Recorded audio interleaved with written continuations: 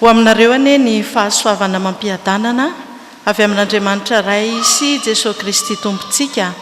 Amen.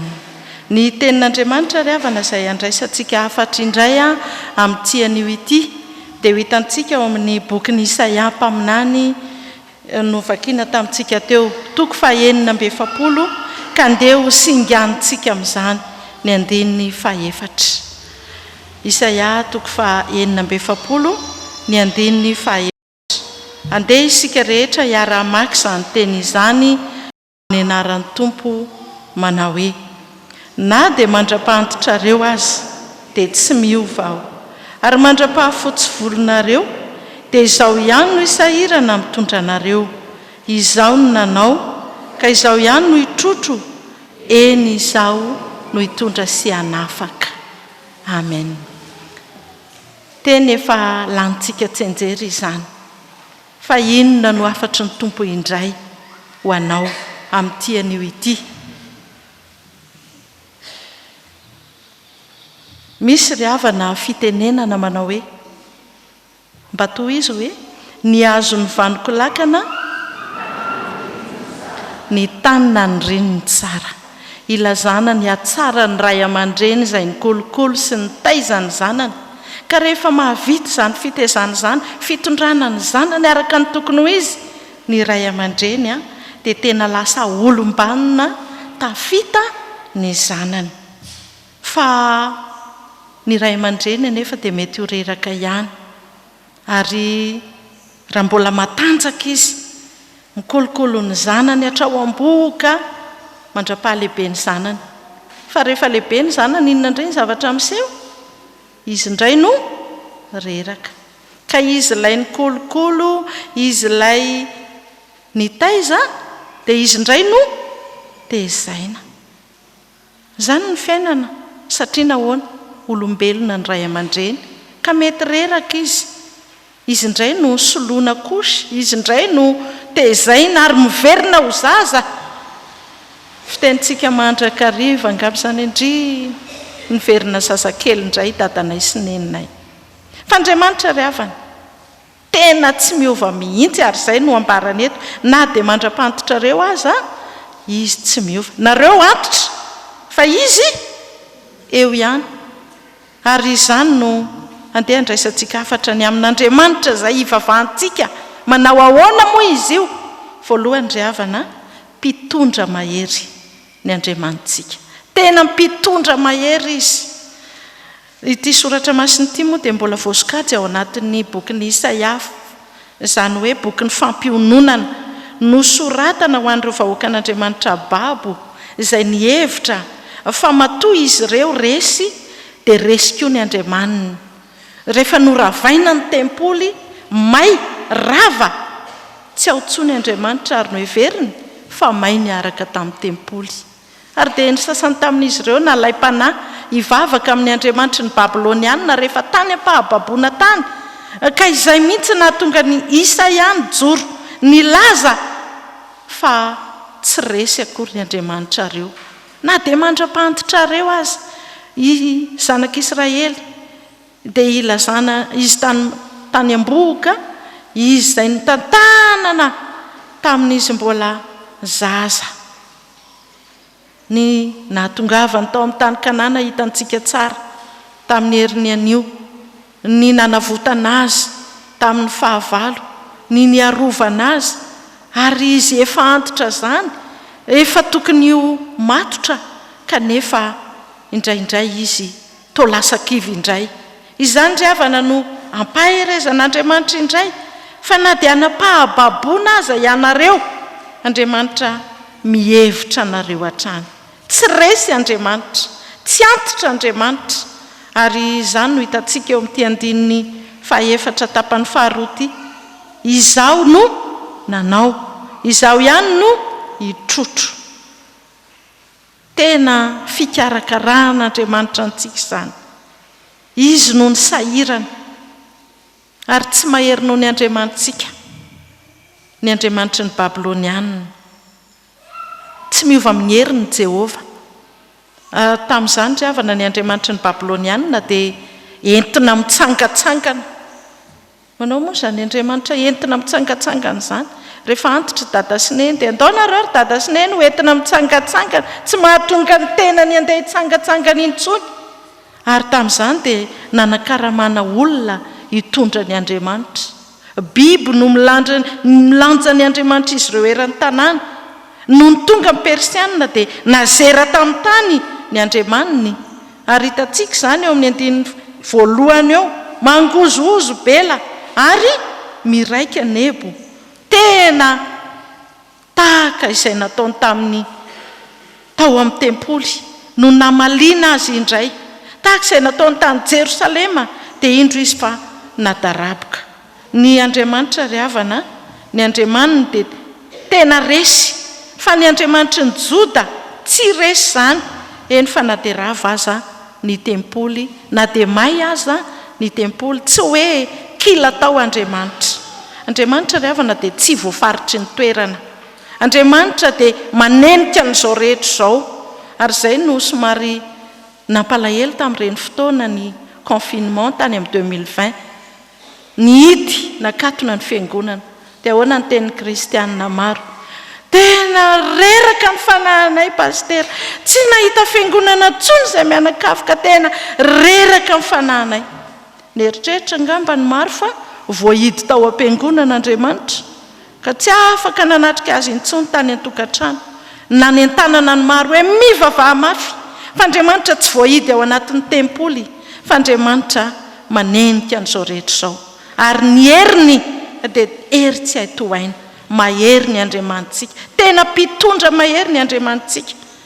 Toy indray mandreny mpitaiza rehetra ihany ry havana, tsy hoe manary antsika izy rehefa nikapoka atsika. No heverin'ny olona mantsy fa matoy izy no baboina tany Babilôna, resy ny Andriamanitra tsisy niaro azy intsony. Fa io dia nanehoan'Andriamanitra ny heriny, izy mihitsy no mitondra fahavalo hikapoka sy hanafay. Zany ny endriky ny fitezana. Ary ny zanaka tiana tokoa, tsy tsitsiana ratsan-kazo. Izaho ihany no hisahirana mitondra anareo. Fisahirana nataon'Andriamanitra io, anehoan'ny heriny, ary izy ihany no napody azy indray tao Jerosalema. Ny endriky ny fitondran'Andriamanitra ry havana dia tsy voatery hahafaly antsika, kanefa mahasoa. Ary na dia mety mandalo lohasaha aloky ny fahafatesana azy ianao indraindray, tadidio fa tsy avelan'Andriamanitra ho very ianao. Ary tsy matahotra ny loza ianao rehefa miaraka amin'Andriamanitra. Fa ny lohasaha aloky ny fahafatesana hoy Davida, aiza no hiafarany? Any amin'ny ai-maitso, any amin'ny renirano fialan-tsasatra. Ary sary ny fiainana mandrakizay izay miandry ny mpino kristianina izany. Ry havana malala, inona ny hafatra tiany Tompo ampitaina amintsika? Andriamanitra dia mpitondra mahery. Izany ny Andriamanitsika, tsy miova io. Inona ny hafatra ho anao? Voalohany indrindra dia izao, matokia an'Andriamanitra izay mitondra anao. Mety mitondra anao amin'ny lalana saro-pantarina. Meteza iain'ny tenin'Andriamanitra izay mitarika anao. Fa ny tsy fiainona ny tenin'Andriamanitra zava-doza. Hitantsika tsara tao amin'ny filazantsara teo izay novakiana, ny amin'ny nataony jiosy an' Jesosy Kristy, jiosy izay préare fa mahay ny tenin'Andriamanitra, ary anisan'izany rehefa fariseo ny mpanora-dalàna, saingy tsy mino ny teny ny soratra masina izay eo ambany masony, tsy miditra amin'ny lohany. Hitantsika tamin'ny 5 minitra ny sekoly alahady teo, eo andohanao ny fanazavana, saingy miraparapy ianao. Na dia nambara raha fanilo ny tongotro, fanazavana lalako ny teninao. Ary izany ry havana ny tenin'i Jesosy Kristy tao amin'ny Jaona toko 9 teo, ny 2:20. Raha misy olona mitandrina ny teniko dia tsy mba hanandrana fahafatesana izy mandrakizay. Ho velona izy, koa inoy ny tenin'Andriamanitra izay ataon'ilay mpitarika mahery.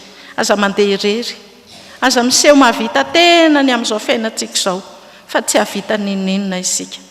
Tsy mahavita ninninina isika ny amin'izao fiainana izao raha isika indray no mitarika an'Andriamanitra. Fa izany mantsy ry havana ny tian'ny olona sasany atao, tia ny sitrapon'Andriamanitra. Tsy mety amiko io, sitrapoko ny tena mety, ianao Andriamanitra ny tokony hanaraka. Tsy ry havana, meteza hanaraka ny sitrapon'Andriamanitra. Ary tena tsara io mpiantoka antsika io, ka rehefa miaraka aminy isika manana assurance, tena tsara antoka, tsy misy fotoana ry havana anadonon'Andriamanitra anao na dia iray segondra ary zay mantsy ny ao amin'ny salamo fa 1:20 hoe tsy matory na rendrehana ny mpiaro ny Israely. Raha Andriamanitra no mikipy iray segondra na tsy manao ny asany ao anatin'ny 2 minitra, ahoana ny fiainantsika? Tsy ho toy izao. Io no mpitondra antsika hatrany am-boky isika dia no tantanan'Andriamanitra, mandrakantitra isika eo anatrehan'Andriamanitra. Noho izany ry havana ho antsika amin'izao andro mahory izao, mahireza ary hitan'Andriamanitra avokoa ny zava-manahirana anao, hitany ny ranomasonao, reny ny fitarainanao, fantany ny etaetanao, ko aza manahy fa tsy miova ny Andriamanitsika, tsy miova amin'ny heriny Andriamanitra, ko aza manome tsiny an'Andriamanitra ianao rehefa entiny amin'ny lalana saro-panitarina.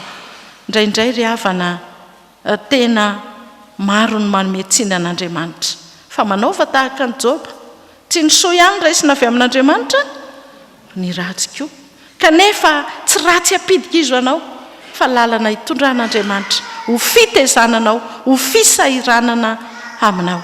Mahireza. Ary ny faharoa manaraka izany dia izao, mpanavotra mahery Andriamanitsika. Voalohany izy mpitondra mahery, fa ny faharoa dia hoe mpanavotra mahery. Ny tapany farany amin'ilay soratra masina teo ihany, izaho no nanao ary izaho no hitondra sy hanafaka. Izany hoe manafaka izany dia anehoan'Andriamanitra fa izy no tompony fahefana, na dia efa no baboiny rehetra fahavalo aza ny vahoakany, hainy manala an'ireo manavotra azy indray hody any amin'ny tanindrazana. Efa noresantsika teo moa ry havana ny Andriamanitra ny Babiloniana, fa zany sarivongana zany ange 3:7 faingo-5 kilao. Raha mahihiza dia ohatran'azao zany ilay sarivongana. Zany no babena sy anakaramana olona hitondra azy eo amin'ny 17. Fa Andriamanitra ry havana saro-piaro, tsy nanaiky ho ampitahina amin'izany dia ho ampitahinareo amin'izany ve ny jentilisa izy no miaro ny Andriamanina. Fa ny mahasamy hafa ny Andriamanitsika amin'ny Andriamanitra ny jentilisa, izy indray no miaro antsika. Tamin'izany fotoana izany hoe tonga ny fahavalo, aiza ny sarivongana aloha, aiza ny Andriamanitra ho arovana? Andriamanitra ve zany? Noho izany ry havana anjarantsika ny mandinika fa Andriamanitra dia mpiaro mahery, mpanavotra mahery, mampiseho ny asany sy ny fisiny eo amintsika mpino kristianina izy. Tanteraka tao amin'i Jesosy Kristy izany asa-pamonjena mahagaga nataon'Andriamanitra teto amin'izao tontolo izao, nanehoany fa tsy tamin'ny fotoana ny testamenta taloha ihany, tany aloha ihany, fa mandraka ankehitriny miasa Andriamanitra, miaro antsika Andriamanitra eo ambany vahony fahavalo loza be, ary noreseny Jesosy Kristy izany resiny ny fasana ilay fahavalo farany nampiasainy devoly hampahory ilay fahavalo mpangeja antsika. Noho izany ry havana malala mampalahelo ihany ny mbola mahita kristianina izay manahaka an'ireo jentilisa, mivavaka amin'ny Andriamanitra tsy izy, mbola manompo zavaboary, manompo vola, manompo razana, ary tadidio fa izay zavatra heverinao lehibe no Andriamanitra ka mibaikobaiko anao eo amin'ny fiainanao, mihoatra no Andriamanitra, izy no tompoinao, mihoatra no Andriamanitra, dia sampy izany. Ary izany no mahasaro-piaro an'Andriamanitsika, koa aza ampirafesina izy, aza mila vonjy amin'izay tsy Andriamanitra fa tsy mahasoa antsika izany. Noho izany ry havana tadidio fa ny Andriamanitsika ihany no tena mpanavotra mahery. Indray andro ry havana nisy trano may tany amin'ny toerana anankiray, may ny trano, iny nisy rangahy lehibe anankiray niazakazaka namono tena, hiditra, efa ndraran'olona aza miditra ao ianao fa may ao ianao, may ao ianao, niditra ihany izy satria hony may taony sarivongana no tompoiny. Ary inona ny hafarana? mahitao koa izy. Andriamanitra ve zany? Tsia. Izy izay tokony ho arovana indray no miaro ilay zavatra tsy mahasoa. Ary dia izany ry havana no ataon'ny olona maro ny mbola anompon'Andriamanitra hafa. Maro ange ny olona kristianina fa manao fitandro e, ary manao bloklay homam-boatseva maminy atsy fineroa. Misy Andriamanitra firenena sasany ataony be dia be izay ray amin'ireo ve hono tsy hamonjy. Fa tsy izany ry havana ny toe-tsaina kristianina tokana ny Andriamanitsika, tsy azo ampifangaroana amin'inon'inona. Misy kristianina mbola manompo doany. Indray andro lehibe ny doany dia nahita an'ireto mpianatry ny fakulté andeha hanao fanadihadiana, ny salasala reto mpianatra. Dia izao no nataon'ny lehibe ny doany, aza misalasala nareo, ohatra nareo daholo neny makaty e. Dia kona misy olon'Andriamanitra masina be, misy mpitandrina, misy vahoaka kristianina mpandrefana santo, ohatra nareo reo daholo makaty fa aza misalasala midira. Mampalahelo izany ry havana, mampalahelo ny tompo izany. Koa anjarantsika ny misafidy na hanompo Andriamanitra tsy izy, na hanompo ilay tena mpanafaka antsika, ilay mpanavotra mahery. Fotoana izao izay tokony handonia tena, fotoana ny fahazavana, koa raraoty ny hanomponao an'Andriamanitra. Aza manana Andriamanitra hafa hoy ny tompo fa Izaho ihany. Anjarantsika ny mandinika fa ny toriteny androany nandraisantsika hafatra roa. Ny Andriamanitra ivavahantsika voalohany indrindra maninona izy teo? Mpitondra mahery, ary faharoa mpanavotra mahery. Ny tompo ane ampahery anao, mahereza, matanjaha fa mombanao ny tompo. Amen.